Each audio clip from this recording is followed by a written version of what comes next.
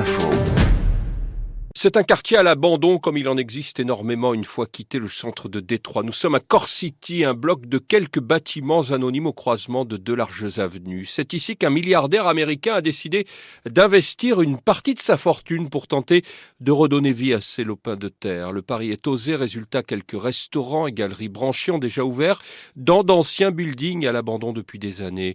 Margot Guichetot a choisi de faire construire sa future maison ici à Core City, explique la Française. L'idée est d'amener vraiment les gens le soir dans ce quartier, de créer une atmosphère parce qu'on a un problème, on n'a pas assez de monde, que ce soit dans la journée aussi le soir. Plusieurs acquéreurs se sont lancés dans le projet. Du coup, en déambulant dans les rues défoncées où les poubelles ne sont plus ramassées depuis des années, on croise une maison aux allures futuristes à plusieurs millions de dollars à côté d'une bâtisse en ruine mais toujours habitée.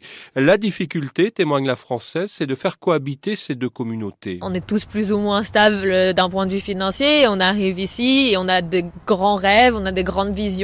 Et comment tu combines ça avec justement les gens qui vraiment n'ont plus rien du tout. Il y a des gens qui vivent dans des maisons qui ne tiennent presque plus. Comment est-ce que tu gardes ces gens ici? Tu sais, c'est toujours la notion de gentrification. À quelques minutes de voiture de Core City, on tombe sur tout un quartier de petites maisons, des micro-logements pour foyers modestes vendus autour de 80 000 $, explique Pascal Bauer, une Française de Détroit. Pour donner accès à la propriété à des gens qui n'ont pas beaucoup d'argent, il faut penser les choses de façon attractive. Donc ils ont fait appel à des designers, des architectes, et ils ont eu cette idée géniale de construire sur 3 à 6 rues.